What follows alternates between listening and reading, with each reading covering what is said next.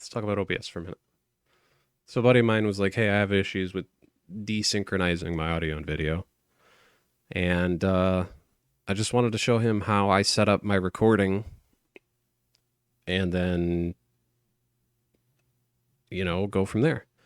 So in OBS, you go to settings. I'm using 27.2.4, so your dialogues may be different.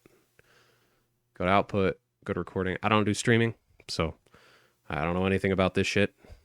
But what I do know is recording and multi-track. I record an MKV in case power loss or whatever. Windows 10 decides to push an update up my ass. My recording will still be salvaged even if I don't click stop recording. I record 4 tracks of audio. I use my graphics card for capture. I have an NVIDIA card, so I know what my hardware can do. I capture at 1080p because I game at 1080p. Again, I have a 1660, so there's no point in going past 1080p. I record at CBR, 30,000 kilobits at max quality with a high profile, and this one, psychovisual tuning, is super important. That makes it so like high motion scenes, like you could do a fucking 12,890 no scope on some noob in Call of Battlefield sniper game duty. You can capture that without it getting all potato. I do 2B frames specifically for DaVinci Resolve, and also YouTube does 2B frames, so everything is just 2B frames. In video, I don't scale anything. I straight set my base canvas to 1080p, and then it outputs in 1080p. So there we go. There's that. Oh, now go over to your audio settings. So I have 2 microphones plugged in right now. That's my headset mic that's plugged into my controller as a backup, and then my Logitech Guitar Hero microphone that, I actually talk to you through. Hey, come here. My cat was thinking about clawing at the door.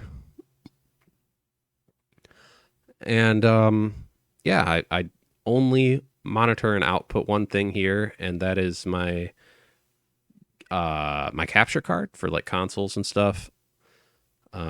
You don't have to do that. I do it because it makes it kind of easier to make sure that when you do like your sound check, everything's working. So I capture 4 tracks of audio, all of my game, all of my display capture, and all of my capture card stuff go to track 1. And man, I shut the door to record this and my cat goes nuts. And then I put my main kind of better quality microphone on track 2.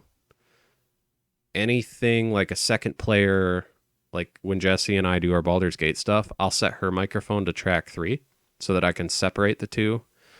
Say I say something dumb or she says something funny and I talk over it. I can edit that in post, and really, if you separate all your audio into different tracks, you can really have a lot of freedom. And then I have a master track where I put everything on track 4.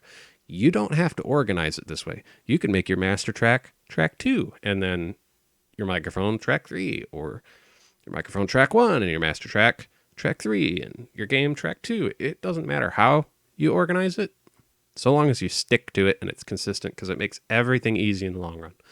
I find this system that I'm doing, that I've been doing since 2016, is the most efficient because, and I'll show you in 1 second. Now I'm going to show you why it's kind of important to set your master track to track 4 and your game and display to track 1. So you load it into DaVinci, and I don't know why it's just got this loud ass. What is that noise? Oh, hey. Oh, there's nothing on track 1. Okay, so when you drag a multi-track clip in here, you actually just saw me do it out of that. Tiny, quit clawing at my door. Hold on 1 second. I gotta go beat the cat. Anyways, so now that I'm done beating my cat, I gotta show you something else that I do real quick. Now that I have some example footage, I also like remux things because DaVinci doesn't like MKVs. Like, it just straight up won't allow you to import MKVs on the version that I'm using, which is like DaVinci. I actually don't remember now.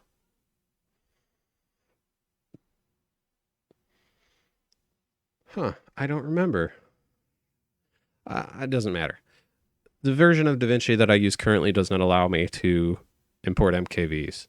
So I remux them in OBS. Oops, wrong one. To an MP4.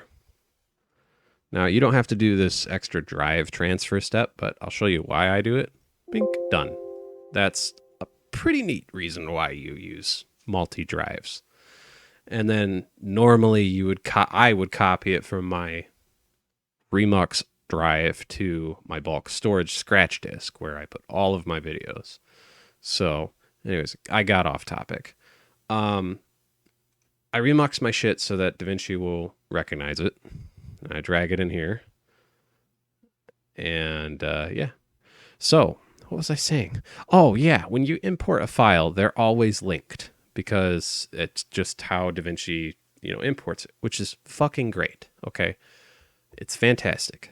That means all of your sound is going to be lined up with one another, and it's great. So you unlink it, and then you right away link, in my case, track 1 video and track 1 audio together. Because, again, in OBS, I have my game sound and only one video track on track 1. So, yeah. Then you can move around the rest of it independently. Like, say you say something really fucking stupid, like you say the N-word and you've got to like cut it out, but somebody on the player 2 microphone said something fucking super funny at the same time. You would go in here and you would just cut your fucking racist remark here, and then you would cut their funny joke, and then you could like move their funny joke over what you said, and then fucking amplify it if you fucking wanted to. It doesn't, stuff like that. But you can move all of your chat and stuff around independently. Like, say you made like a meme edit, and let's go ahead and get rid of all that shit. You did like a meme edit, right? And you were like talking at a point where you didn't want the game to be interrupted. I don't have any in this playthrough, so I can't show you that. But you could like cut that out, move it, drag it, mute it if you don't want to cut and delete it,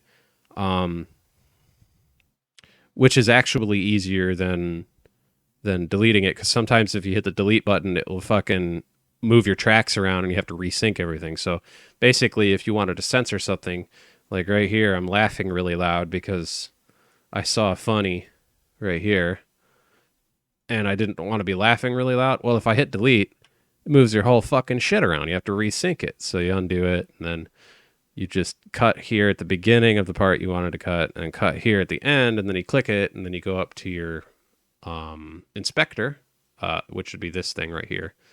And then you drag the volume bar all the way down to 0, and it'll mute it. So yeah, sometimes it's better to do it that way than like the other way of deleting it. So let's go ahead and delete these through edits because I don't want those there actually. Yeah, that's another way to keep your shit in sync. So yeah, this video is getting stupid long. I'm gonna cut it off here. That's how I organize all of my audio tracks. If you set your video and your audio for your game sound to track 1, and then in post, which would be this program, post editing, you always have those linked. Your video and your audio should never desync so long as you don't overload your encoding. If you overload your encoding, your shit will desynchronize. Like, say you're playing a game that makes maximum utilization of your graphics card, or pretty close. And you're trying to capture that game in fucking 4K, yeah, your shit's going to get overloaded real quick. And then your audio and your video will desynchronize. And assuming you get the best case scenario, it only desynchronizes and doesn't do that fucking pixelation thing. So, yeah, fun stuff. I guess. Hopefully this was a little helpful and it could shed a little bit of light on lining stuff up. If you got any questions, ask me, man. Real quick, I forgot to mention the reason why I have a master track down here that captures everything is so that if for some reason one of these two microphones desynchronizes one from the other, I can look at one as a reference point and figure out, which one is late or early or whatever. So yeah, that's why I have a master track down here. Also, I use that master track like if you're using VLC to play back your files, um, without having to open DaVinci Resolve, you can check to make sure all of your audio tracks are working by switching in DaVinci or in VLC to your master track and then hitting play. And it should play every single recorded sound that you have OBS forcing into track 4. So that's another reason why I have a master track.